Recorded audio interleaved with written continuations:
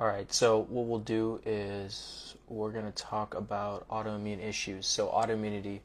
So I do want to preface that obviously you come here and many people could have autoimmune issues just from either Hashimoto's, rheumatoid arthritis, lupus. Well, heck, you might even know someone dealing with autoimmune issues.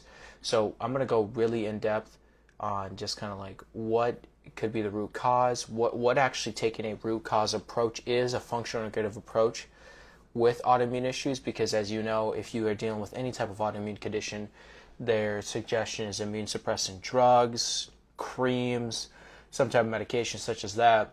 But as someone who's actually really helped many people with autoimmune conditions heal, reverse their issues, get to the root cause, do all the things that we want, there is ways to do it naturally. There is ways to heal from an autoimmune issue naturally, whether it be Hashimoto's, rheumatoid arthritis, lupus, sclerosis, psoriasis.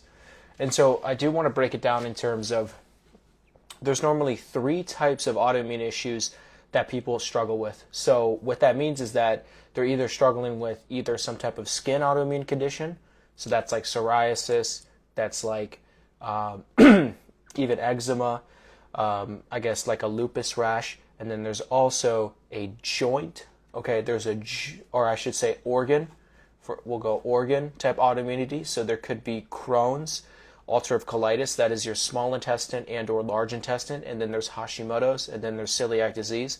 So that's a thyroid, that's an organ specific, okay, type autoimmunity, where either it's your intestines and your gut, and or if it's your thyroid gland. And then there's joint autoimmunity. So there's like rheumatoid arthritis, multiple sclerosis, and lupus. Now, obviously, there's many more, but if you diversify into those 3 specific categories, that helps you understand what truly, I guess, like where are you coming from with that? Where are you going with that? So, with that also being said, the thing is that you don't just wake up one day with an autoimmune issue. It's been a progression, and so what we want to understand is that it can come from puberty and beyond to maturity. And what happens is that what is happening as you age, that influences your immune system. Because remember, with autoimmunity, it is where your body mistakenly attacks itself as it is being a foreign invader. And the specific receptor site of where it's attacking depends on what type of autoimmune condition you have, such as like maybe your body thinks that there's something going on to now it's attacking your thyroid gland. That's Hashimoto's. It's attacking your joints. That's rheumatoid arthritis. It's attacking your skin. That's psoriasis. And so what's causing that from starting? So a lot of it is from the environment. If you had a lot of environmental problems growing up or through going into adulthood or even in adulthood, that could be things like trauma. That could be things like approval seeking. That could be toxins in the environment. That could be lead. That could be paint. Okay, that is going to be inflammatory triggers actually that then causes you these issues from within. Another big thing is that you could have inflammatory triggers. Now you add that in there, that could be things like gut dysbiosis. So if you have a leaky gut or you have some type of gut bacterial overgrowth, that will lead to autoimmune issues as well. So with all that being said, I just wanted to talk about that, and then we'll get into this here. For some reason it's not letting me actually like present this, so whatever. So obviously autoimmune diseases are becoming much more prevalent just because around 5 to 8% of the US population have a known diagnosed effect. So that means about 5%, 8% of the population in the United States have some form of autoimmune condition.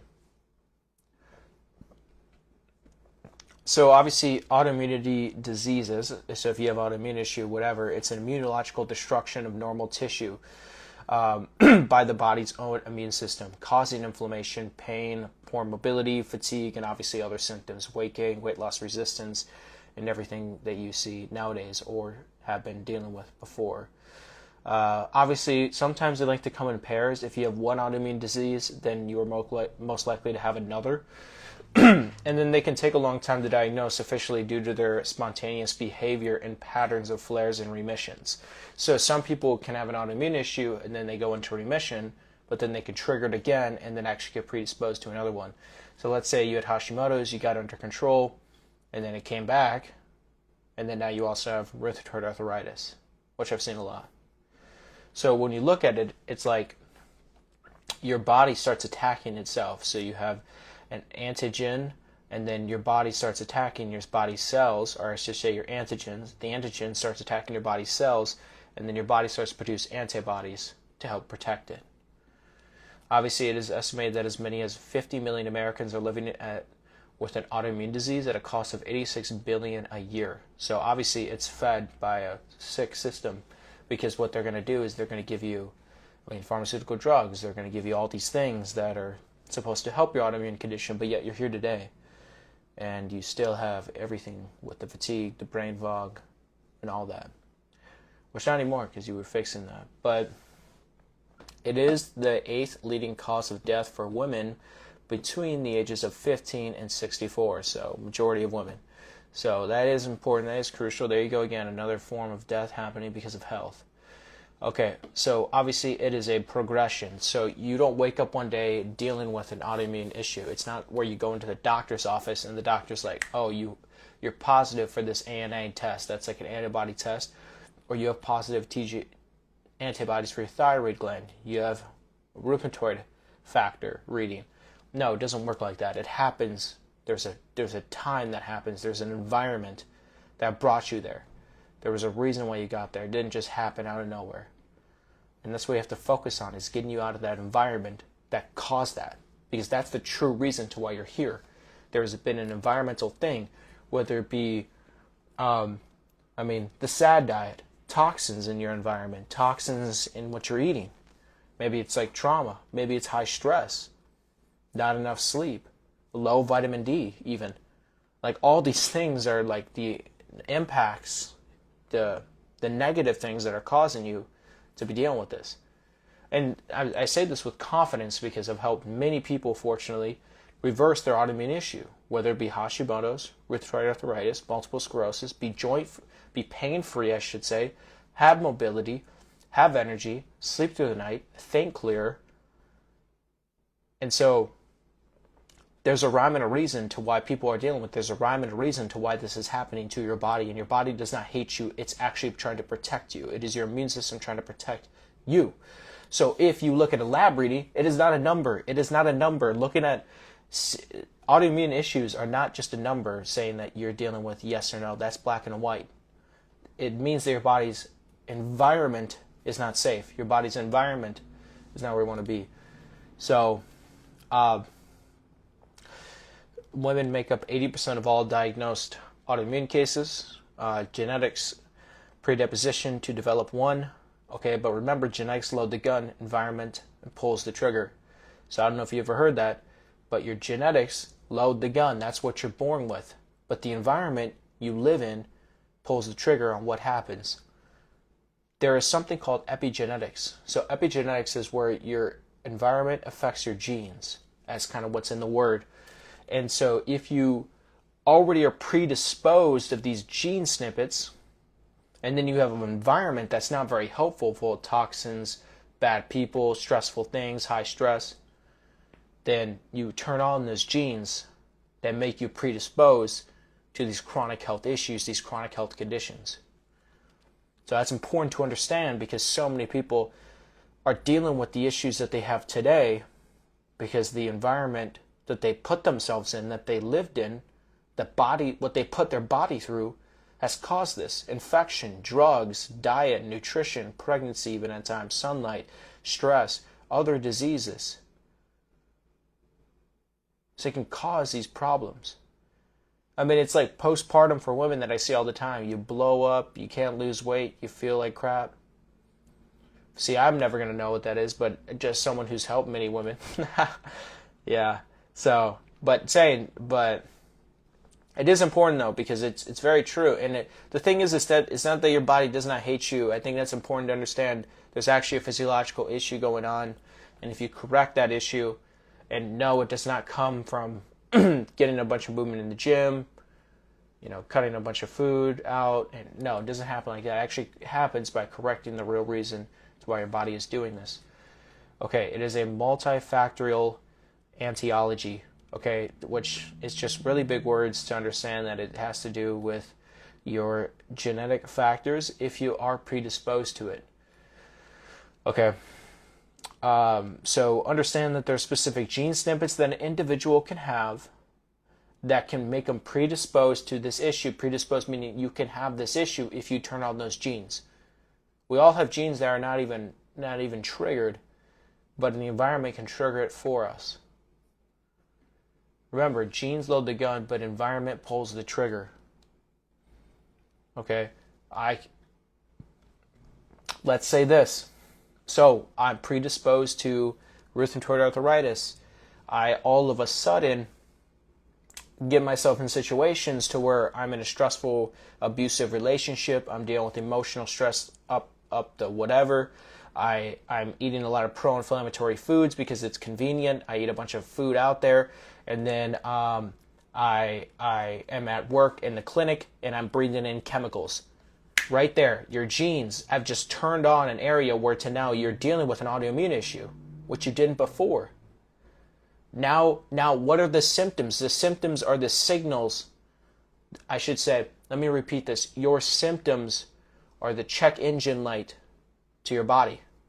So with that being said, that means that now the symptoms that you're going to be starting to deal with this autoimmune issues are going to be weight gain, are going to be fatigue, are going to be bloating. Okay, so if we rewind, okay, your genes load the gun, but environment pulls the trigger. So if you're dealing with any type of autoimmune issue, your environment set that off. Your environment caused that. Emotional stress, trauma, approval seeking, toxins in the environment, food that you're eating, common food sensitivities. All these things is it's like a recipe for you to have an autoimmune issue. But how you see it is you can't sleep through the night. You wake up multiple times throughout the night. You deal with weight gain. You deal with weight loss resistance. You deal with not fitting into your clothes. You deal with low confidence. You deal with low self-esteem. Those are what's causing. But at the root cause, it's the autoimmune issue. So you see it as like an autoimmune issue. I have autoimmunity. But that's just the sign. That is your body's check engine light telling you that there's something wrong upstream. So let's talk about categories of autoimmunity. I already did talk about it. There's several forms, but I like to break it down into 3 forms of autoimmunity. There's organ-specific, skin, and joint. Organ, meaning my small intestine is super inflamed. I have Crohn's or ulcerative colitis. Same with my large intestine. Or my thyroid is in dysfunction. I have Hashimoto's or celiac disease. Now the second is that, or you could have Graves' disease as well. I forgot to mention that. But the second is that I'm dealing with some type of joint autoimmune issue. Rheumatoid arthritis, sclerosis, lupus, rheumatoid arthritis, all of them. And then you can have skin. So you can have psoriasis, eczema, and even like a lupus rash as well. So if we've broken into those 3 lanes, I think that's helping you more beneficial, like keep it in your mind so you remember it. Okay, but obviously I speak on it right there too as well. So if we took a brief overview of common autoimmunity, now obviously this is when I say common, these are common. These aren't all of them, but these are common. So we talk about rheumatoid arthritis. The immune system mistakenly attacks the joints, causing inflammation, swelling, and joint pain. Okay, but it can cause permanent, irreversible damage to the joints if not fixed right away, or if just not fixed at all, obviously. Hashimoto's, on the other hand, which I'm very good at people resolving that issue, obviously it attacks your thyroid gland. Your immune system attacks your thyroid gland, causing inflammation and resulting in dysregulation of thyroid hormone levels that can put you in hypothyroid or hyperthyroid. Hyperthyroid can come from Graves' disease as well, which is not mentioned in this document here. Systemic lupus, immune system creates many antibodies that attach to various tissues in the body, not just like your joints, but also your lungs, your blood cells, your nerves, your kidneys. Okay, inflammatory bowel disease, IBD, which is very common for many people, ulcerative colitis, and Crohn's. Absolutely terrible condition to have. Terrible condition to have. Terrible issue to have. But you can solve this. And I do recommend not removing your intestines in the process. You do not want... I know many people dealing with inflammatory bowel disease that removed their intestines because the doctor, forgot what the technical name is, said that that's the only way to resolve this issue, but that's not true. You can resolve it by getting to the real reasons why it's inflamed in the first place. Why is your intestines inflamed? You can find this through a GI map test, but that's a whole different story. Multiple sclerosis. So the immune system attacks nerve cells, causing damage to different types of areas in the body. Obviously, your elbow, your hands, your knees, your hips, dealing with all of that. Type 1 diabetes is technically an autoimmune disease. Obviously, the immune system attacks and destroys insulin-secreting cells in the pancreas. This is why you need insulin injections. Psoriasis we talked about. I talked about Graves. Okay, so like looking at lab work is important too when you're dealing with autoimmune issues, because you want to figure out like what type of autoimmune issue are you specifically dealing with. And so this is why I'm saying, like, I talk about the female fat loss panel, but there's the female wellness panel. Same with, there's a male fat loss panel, and then there's a female wellness panel. Now, I'll actually pull that up here, but I actually do first want to talk about few base level labs that we like to run to rule out autoimmune issues. Now, everyone's so different, obviously, because we're not doing cookie cutter things, but it is important to understand if you are dealing with some type of predisposition, because, you know, we save lives. So obviously ANA reading is going to be huge with looking at autoimmune issues at baseline level. The high sensitivity C-reactive protein, that's an inflammatory marker that we can read through blood work. ESR is another type of inflammatory reading that we'll be able to get, of course. And then rheumatoid factor, obviously, to rule out rheumatoid arthritis. There's TPO, so obviously that's your thyroid antibody. Same with TGAB. And then vitamin D also is very crucial to understand. Many people are vitamin D deficient. The guidelines for vitamin D sufficiency are not adequate at all.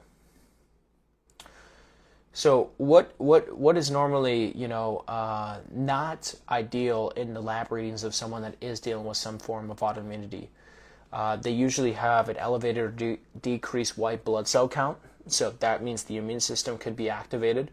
They have abnormal serum levels of specific organ enzymes, okay, like serum proteins, bubien, and then they also have elevated muscle enzymes. So ALT and AST is super common. I look at that a lot. And then they have elevations of immunoglobulin. So those are going to be some of the main ones. So there's a lot of inflammatory markers that people neglect and don't run, or if they run, they don't actually like look into it deep. But I'd say C-reactive protein is the most common one. Usually when a doctor's like, hey, your C-reactive protein is high, what they'll do is they'll try to put you on like a steroid or something like that, which obviously doesn't really do too much because you just still deal with inflammation and doesn't get to the root cause of why you have that inflammation. And then you have autoantibodies. So this could be like rheumatoid factor. The most common one is TPO and TGAB, which is found in Hashimoto's and Graves. So that's important. So there's a quick rundown I just showed you in the other document there. The ANA anti-nuclear antibody test. So I won't get into this stuff too much right now. It's just more on the testing, and obviously many people, if you know, well, I mean, we do it initially, but it is important to get the testing done. But if you do have it, let's get into the tangible things for us to be doing. So how can you actually support autoimmunity? Well, you have to dive deeper. You have to dive into, like, is there an underlying issue? So with most people, we see autoimmune issues stem from unresolved trauma, childhood stuff, like I said, approval seeking. And obviously it comes from the environment that you're living in, really. Many people have no idea. So what happens is their environment is causing them issues. It's toxin, heavy metals, lead, mercury, something called mycotoxins. This is where people have mold in their house or something, and then they have all these chronic issues. So and then you combine everything together, it's like, oh, I have mold issues in my house. I'm soaking up lead and mercury in my work environment. I'm dealing with abusive relationships or just tons of arguments. I don't get sunlight. I don't have adequate nutrient sufficiency, so I'm nutrient malabsorbed. I mean, right there, that's 5 triggers right there. You can no wonder why you have an autoimmune issue. And then on top of that, you're dealing with an underlying infection like yeast.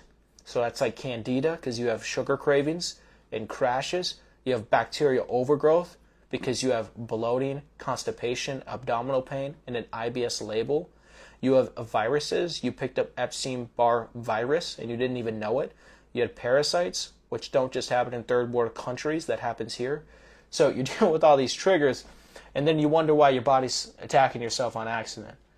So with that being said, it's important though, because I think one thing when it comes to like health and fitness, I think as well, and this is why we get results like, fast, is that a lot of healing comes from the removal rather than adding in.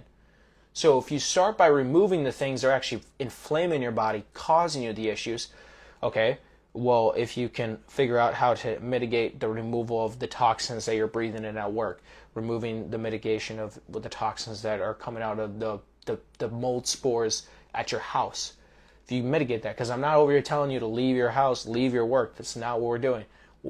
The word mitigate, we got to mitigate what's going on, what's causing you these issues. And then a big thing is the food sensitivities. The food sensitivities is the biggest one to why people are still dealing with autoimmune issues and are suffering, because what they got to do is they got to eliminate the inflammatory triggers, the immunological triggers that are causing the issue in the first place. So for many people, gluten is the worst. I mean, gluten is pro-inflammatory. And here's the thing though, I don't think gluten is bad in itself. Like the gluten, the flour, gluten, wheat, gluten is not bad, I don't think. Because if you go to Italy, if you go to France, if you go anywhere like that, you can have gluten and you feel better. I believe that gluten is so bad, or I should say not ideal, in the United States is because how it's agriculturally made. So the way that it's agriculturally sprayed with herbicides, pesticides, and so forth, that leaves the gluten to be in an environment to where it becomes more pro-inflammatory. It irritates what is called your gut lining. That puts you predisposed to increased permeability, something known as leaky gut, which is a true root cause to IBS, Hashimoto's, because it's an autoimmune issue, because your immune system is mainly housed in your gut. Now, like I said, I can't give you 10 years of information here at once, but what I should let you know is that like everything is connected. Remember, we talked about this. When we look at functional medicine, when we look at the things that we're doing, we're looking at your body in a whole rather than just one isolated thing. So your gut is more than just a digestive organ. It influences your immune system, your endocrine system, your lymphatic system, your hormones, and so forth. So, with that being said, you gotta remove common food sensitivities, especially if you have an autoimmune issue. All right. Obviously, nutritional strategies. So the biggest thing is obviously removal of common food allergens, sensitivities. That's like gluten, soy, corn, dairy, and eggs. Even dairy and eggs really mainly being a big thing for autoimmune issues. Now, food sensitivity testing can be beneficial, but a lot of times I believe it's I shouldn't say wasted, but it's definitely not ideal. It's not ideal. Because what you can do is you can just do the removal of those pro-inflammatory things, and then you will feel better. So it's normally like that. But I do want to talk about, I do think that the removal of I should say processed foods obviously is huge, but I should say, what's going on here? So limit and avoid polyunsaturated vegetable oils. This is like sesame, sunflower, canola, palm oil, corn oil. If you eliminate, these things are pro-inflammatory to your cells at the mitochondrial level. So obviously, you guys are recognizing like some of the cross references from what you're specifically doing to what I'm presenting here right now, right here. So obviously there's cross because there's a reason. So added sugar can be pro-inflammatory to your cells that then causes inflammation, that then causes immune system upregulation. Okay, that's all paired together. highly processed and refined foods. And then obviously alcohol can be damaging to the liver. I should say excess alcohol usage can be damaging to your liver, can raise those ALT and AST enzymes, and that they could cause issues down the road, especially if you're predisposed to autoimmunity as well. So what is the case for gluten removal? Gluten is a common removed food in thyroid-related autoimmune diseases.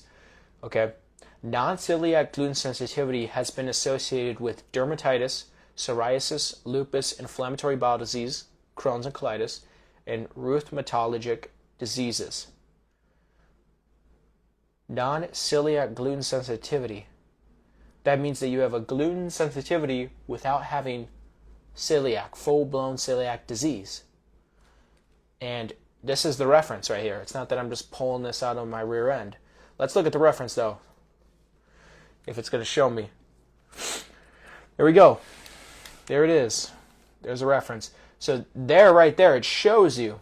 It shows you. It's not that I'm just saying this, black and white.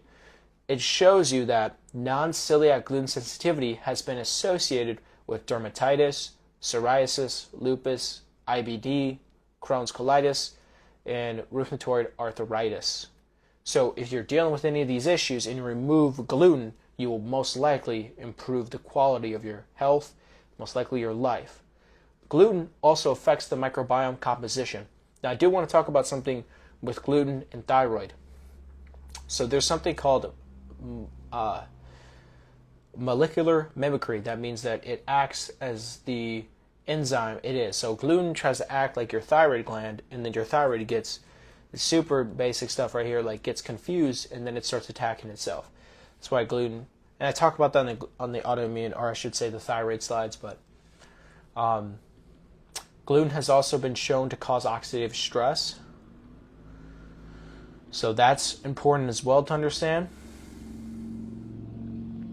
And affect epigenetic behavior through increasing apoptosis, that is cell death, and decreasing cell viability and I'm going to try to pronounce that. All right, so obviously one of the best ways to eat is high in antioxidants with a focus on obviously like fruits and vegetables to reduce reactive oxygen species. Now, let me tell you what are the best things to actually solve your autoimmune issues. So the first thing is you got to detox. You have to support your liver, and then the removal of the environmental things that are causing your immune system to be upregulated. So what that means is that what we have to do is focus on your detox pathways. We have to focus on getting your lymphatic and your drainage systems moving so you can remove these negative bacteria, these negative toxins. Toxins is a word for like mercury, mold. Mold can come from mycotoxins, or mycotoxins come from mold, lead, dioxins. Okay, these are all things that your body has. I mean, it's shown that we swallow a credit card of plastic a week in just the environment we have. So that's all going to cause the immune system to go haywire. So that's why we have to detox more than ever. I mean, if you look at the Instagram post that I posted today, I mean, one of the biggest things I said was that your liver detox is just fine and doesn't need support. That is health propaganda you should not fall for. Your doctor says, oh, you don't need any liver support. Your liver does it all fine. Well, yeah, probably back in 1948, but now in today's environment, 2025, it cannot. It cannot do that. It cannot do it on its own. We've been invaded with toxins everywhere. Yeah. All right, so what are some big things that actually also cause autoimmune issues? This is going to be actually my next topic, is bacterial imbalances. Bacterial imbalances could be like opportunistic overgrowth, as shown like in a GI map test. It could be known as leaky gut, just known as increased permeability. If you measure your calprotectin in your blood test, you can also find that out. Okay, looking at something called zonulin. This is the protein that attaches into your intestines that you can actually figure out if you're dealing with leaky gut. Yeah, so those are going to be some of the big, obviously inflammation, low omega-3 to omega-6 fatty acid ratio. That means that you've been ingesting vegetable oils your whole life, or for the past 5 years, you've had no omega-3s. This is like we would like to induce omega-3s right away to help balance out that omega-3 to omega-6 ratio. Okay. So let's talk about some lifestyle management strategies. Obviously, to support your microbiome with proper nutrition, sleep hygiene, stress management, addressing nutrient deficiencies are going to be some of the big ones. Now, nutrient deficiencies really being low vitamin D. I'm telling you, vitamin D is so important, not just the supplement. Getting sunlight is so important. Using saunas help you detox. All right, so what are some supplemental strategies? Like I said, vitamin D is going to be one of the biggest ones to help with autoimmune issues. Low vitamin D has been shown to cause all types of issues. Just so many, as you can see here. Talk about this a lot. Glutathione, so it's antioxidant defense. It helps with getting rid of inflammation, supporting regeneration, so that's important as well. The SAD diet, toxins, medication, stress, and illness all deplete glutathione. So the environment we live in today, the food people eat, it all causes your glutathione to decrease. Therefore, your body can't really protect itself the way that it should be.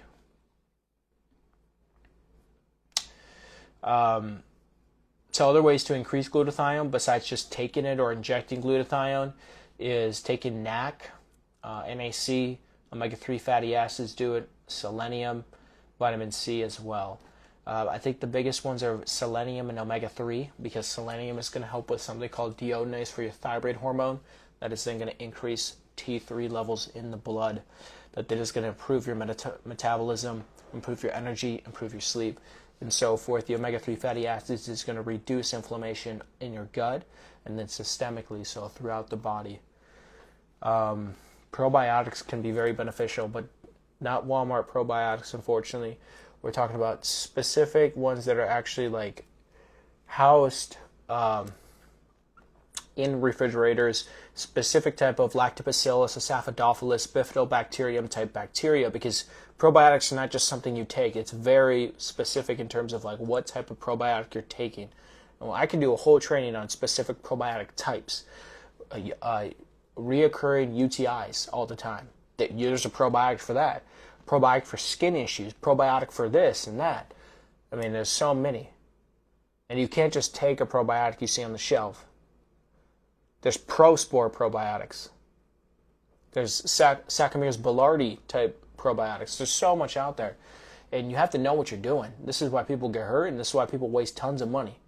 Because they're spending their money on things that don't work and they don't know what they're doing. And that's why it's bad. It's not good. This is, like I said, look at right here. This is showing the strains. So you have the species and you have the strain of the specific probiotic. It's all important. It's all important. It's not that you just take a probiotic.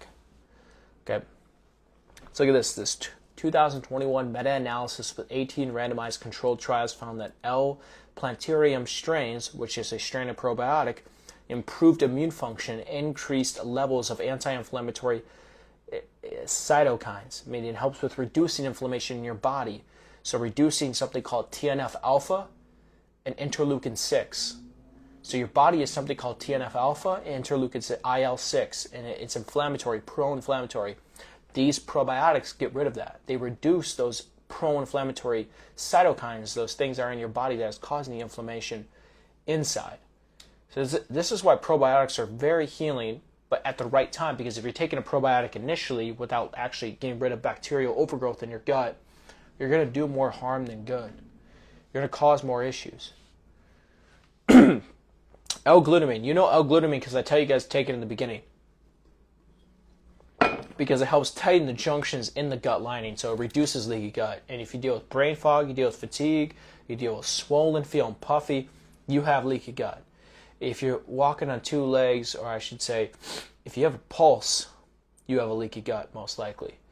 So we want to use glutamine to support the regeneration of your gut lining because it's been stripped. Okay, so that's why I really do recommend it, as well as like 2 scoops. Okay, resveratrol can be very beneficial. No, we're not talking about wine. We talked about alcohol. but we're talking about resveratrol in like the food that you're eating. Very beneficial, very beneficial. And so curcumin is also very good. This is turmeric, like using turmeric powder, can be very beneficial as well for autoimmune issues. But yeah, that's really what we have for the autoimmune issues here, autoimmune